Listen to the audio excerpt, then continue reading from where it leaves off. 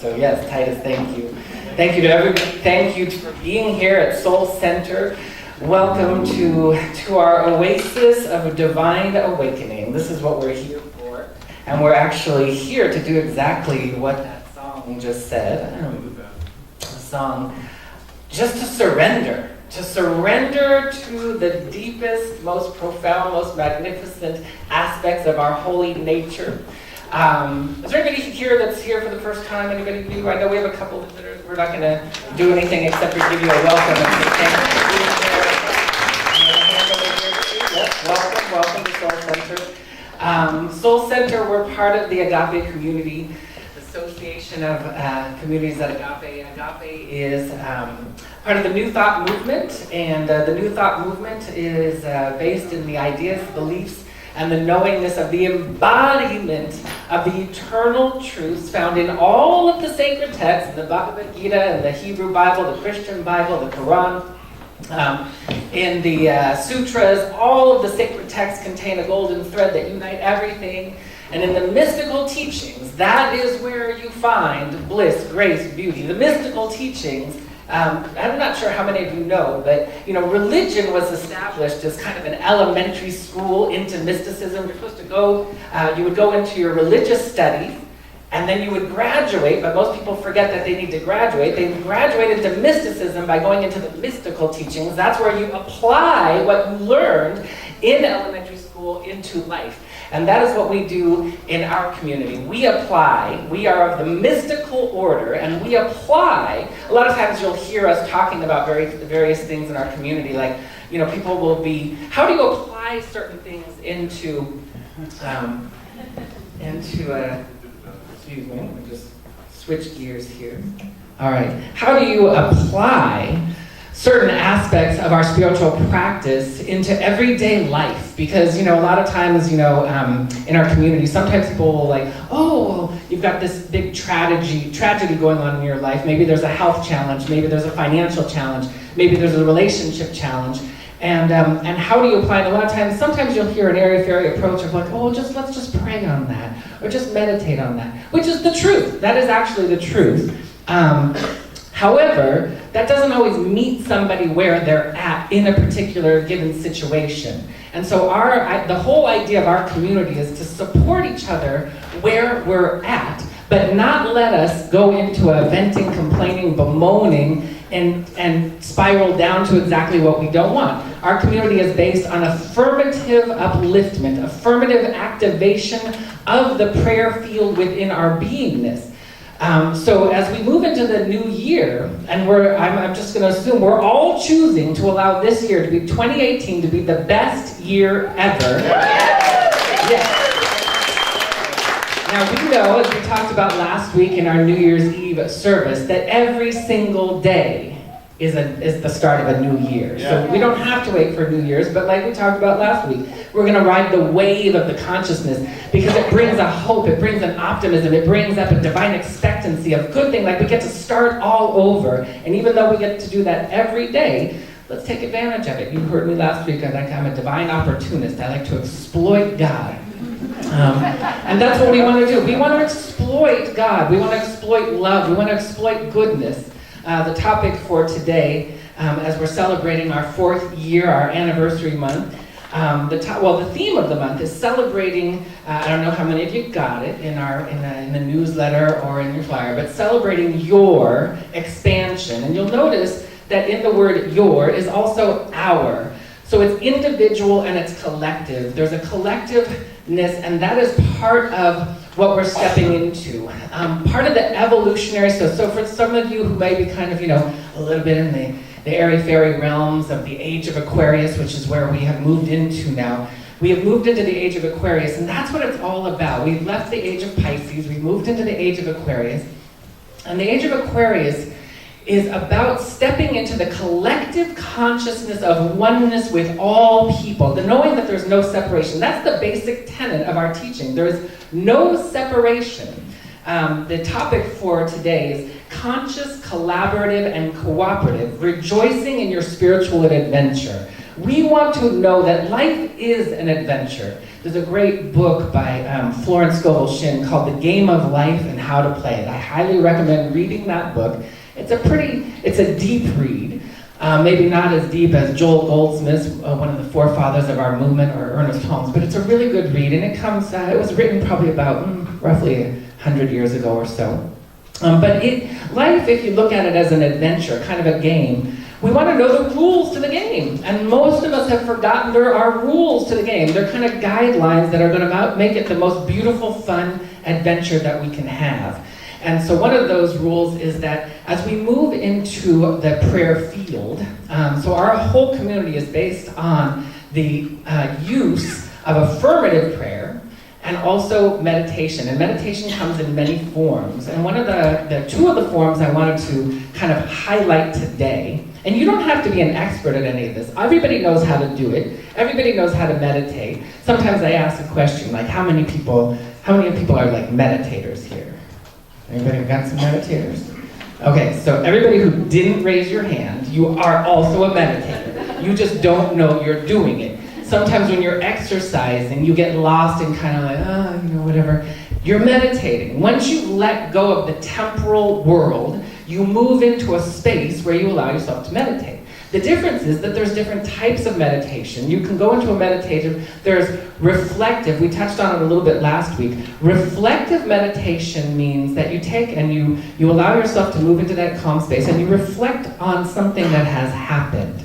So if something had happened in a relationship, or maybe there's some discord or there's some disharmony, and you just maybe had an argument, or there was some sort of spat, either with a friend or a family member, or maybe an associate or something like that, and maybe it didn't go down as well as you would like it. If you were to just stop and analyze and see what is happening within your biochemistry, if you could pull back, which is what we want to do in meditation, we want to pull back into the observer, the witness, which is what we did this morning in our meditation practice. It's super easy. I don't think anybody found it very challenging. It's all based on relaxation. So I know sometimes relaxation can be a little bit challenging, but isn't it good that all you have to do is sit and be still and know that I am? That is the ultimate of what we are after. So reflective meditation would be that we're going to go ahead and we're going to reflect on something that happened, and then we're going to see what it is about that. What can we learn, and what would we like to change about it? Because we know in our mystical teachings, see, a lot of us are tied to time and space as the past, the present. What the present is, sometimes confused with the now. And we know that the present is actually stepping into the past. So the way life works is, there's a formula. This is part of the rules if you got the little handbook inside the game box when you purchased it before you incarnated into your human bodies. There was a little rule book in there. And it told you how to commune with spirit and how to have the best adventure in this theme park called Earth. It's a theme park, and sometimes it has scary places like haunted houses and fun houses and like that, where it just seems like things are wacky and wild. And other times it has great places like Fantasyland and things like of that nature that feel really good. So we want to understand how these things work. And so the way creation works is, right now we're creating things. You think you're just sitting here listening to me, listening to music, part of the service, but we're creating. And everything that we create goes from the present and it goes into the future. It launches through time and space into the future, and then when you walk into it, into the experience, you've actually walked into the past of something that you created prior to that moment. So we're actually walking into the past as we walk into what we think is the present. And all of those are all governed by the eternal. And the eternal is where the mysticism is. The eternal is where we get to shape, shift, and change things. So being conscious, the 3 C's are conscious, collaborative, and cooperative. So conscious is being mindful. So we want to, some of us, I used to be one of these people who I didn't want to be mindful. I didn't want to be meditative. I'm like, I used to be like, it's so difficult. I'd sit down and there's the mind chatter and there's, what am I going to do here? What am I going to do there? Or maybe even one of the worst things is all of a sudden that argument that I have came up, and now I'm thinking, oh yeah, I was so right. I was so right, they were so wrong. And then I'm stewing on that, and my adrenaline's getting bubbling up again and all that stuff. And that's exactly what we don't want to do. But one of the declarations that I came up with, and we know that what we declare in our affirmations is what's going to build steam. It's going to start to snowball. And just also in the rule book, it says, we do our affirmations here at Soul Center and throughout the New Thought community, and affirmations are a very powerful way to start to shift consciousness. But prayer is what takes an affirmation into an embodiment. That is the way that you embody an affirmation. There's nothing more frustrating than affirming something and then going out and having the exact opposite happen. That is nothing more frustrating than a frustrated metaphysician that's like, I keep affirming I'm prosperous, I keep affirming I'm prosperous, and every day, and then, there's bills, and then there's debt, and then I don't get the raise, or maybe I even get a reduction in pay or something like that. I keep affirming and it's not happening. When we take our affirmations into the prayer field, which we take them outside of time and space, we take them outside of condition, that's when you start to see the mystical transformation that's taking place. And that doesn't take a lot of effort. One of the best things you can do is just use your imagination. Now, recently we had our satiating prayer class where we went over the fundamentals of affirmative prayer. And it is really good. One of the things that you want to have in your intention is that you do want to participate with people of like mind that are cultivating the very things that you want to achieve in your life. You want to bring that energy in and you want to let it morph. And that's part of the conscious collaboration that we want to have. There's a collaboration that's taking place, and we are to know that we are one in all of this, that we have our team. There's a team that wants to glorify something within you. That's something that took me a long time to get used to. I really was resistant because I had issues with you. Some of you have heard me share before that as a youngster, actually as an oldster too, when I was going through elementary school, junior high school, and I was being teased and tormented, bullied, called names, things like that, even a little bit physically abused with some punches and stuff like that. And I don't need any sympathy or anything. It was actually, turns out, it really helped me get to a really wonderful place. When I started to take responsibility later in life, and the difference between lowercase responsibility, lowercase r responsibility, and uppercase responsibility, uppercase r responsibility, is that when you're in uppercase r responsibility, you can look at things without getting sucked into them, and you take responsibility and like, okay, what can I do to grow from this? We want to know what's good in something and what can I do. Now, I didn't have the wherewithal when I was younger going through that. So what did I do? I internalized it. And it created all kinds of feelings of separation, feeling isolated and excluded. And so what we want to do, and that exclusion starts to show up. You think it might only have to do with those people that burdened you or bullied you or something like that. It doesn't. It starts to make its way into every area of your life. Because wherever we put up a boundary, boundaries are temporary. They belong to the temporal world. They are no boundaries, because a lot of times we hear about talking about healthy boundaries. And so those are temporal steps that we take along the path to enlightenment. So if you are being abused, one of the first things you're going to do is you're going to pull yourself out of that situation. We pull ourselves out of that. And then we want to assess. We don't want to run. So what I did was I avoided. I learned the temporal tricks of the imaginary or illusionary world. The temporal tricks are avoiding, hiding. I hid for a long time. And then when you wake up, it's like, oh my goodness. And anything that you've hidden is going to start to come up for release. And it's going to come up for transmutation. And that can be done in a beautiful and benevolent way, or it can be done in a hard, arduous way. I am saying that we are all proclaiming that anything, so first of all, everybody on the planet has something to heal, and we all know that healing is synonymous with the truth shall set you free.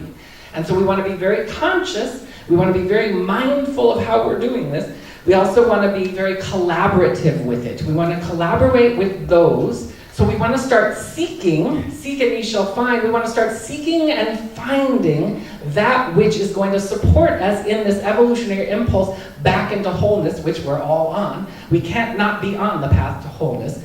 And so we want to start doing that. That didn't, for me, happen until a few decades after that.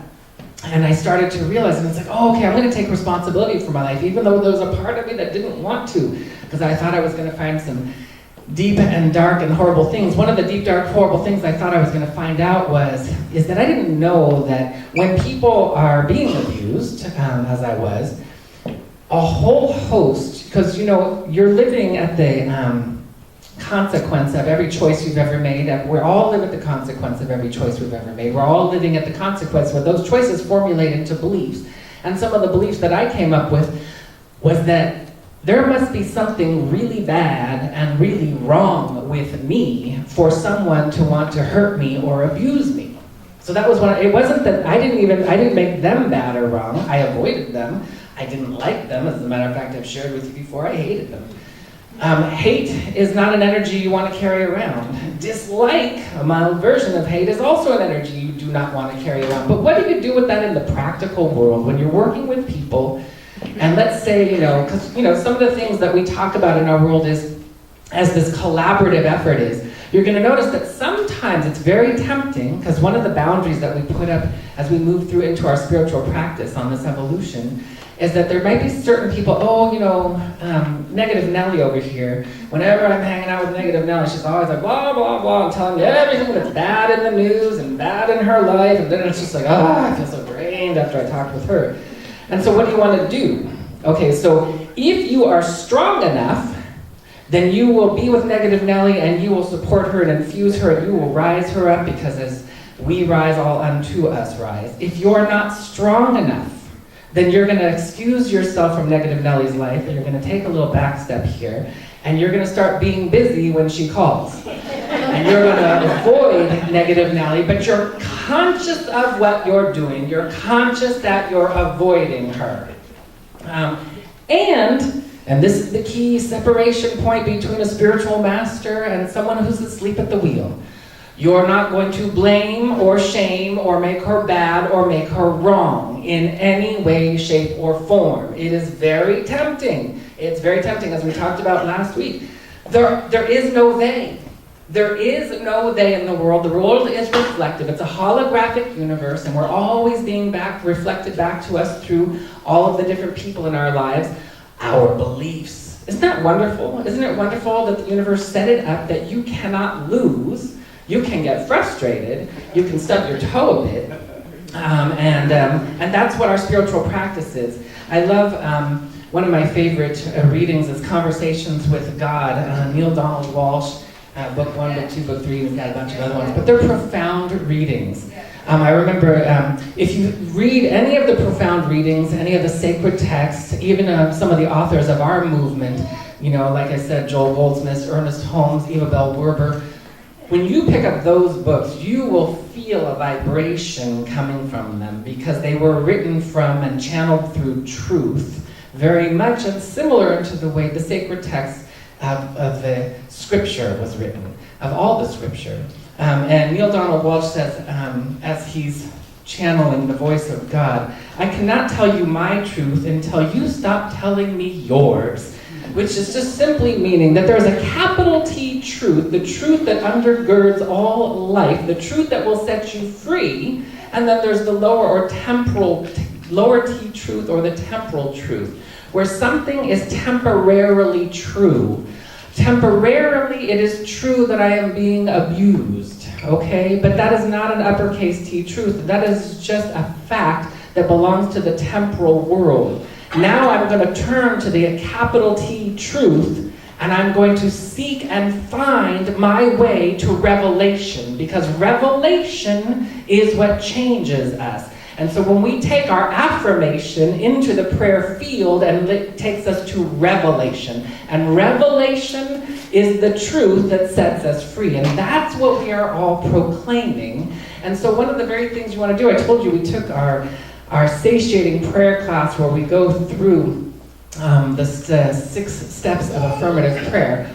But just to keep it simple, just to keep it really simple, When you're moving into meditation, you've got reflective meditation, you've got contemplative meditation. Contemplative meditation, super easy. All you have to do is sit, be still, and invite yourself to contemplate something about something. One of our truths is that love governs the universe, that life is good. What does life is good mean for me? I might want to contemplate that. What is prosperity, consciousness, knowing? So we believe in our teachings, God is infinite supply and never says no. There is no lack or limitation in God. We are all entitled. There is a mandate. Each and every one of us is to be healthy and wealthy. Each and every one of us is to be filled with grace and beauty and love, but it's going to come through in a unique way that is good for us. And as we move into the capital R responsibility of taking responsibility for our lives, so one of the ways we can do that is we go into contemplative meditation. We might want to just contemplate what does God being my source and my supply, because that could even just sound kind of superfluous, like, oh yeah, we believe that, sure, whatever. But what does it really mean? And you've heard me say it before. You want to know these truths in your bones. You want to feel them coursing through your veins. That's when the affirmation has taken its effect in your beingness, and you won't have to affirm anymore. You will just be living it. Because what we want is we want God to express itself, the qualities of God to express themselves through us. We don't want to sit there and philosophize and theorize. We want to embody it, and that is why Jesus the Christ, Yeshua the Christ said, these and greater things ye shall do. You're going to embody these things. You are not small, we are not small, and we are to do it together. And as I celebrate our anniversary month, highlighting the hour we do it together. We want to do it as a team, and if you don't like some of the members of your team, then we want to shift that. Contemplate.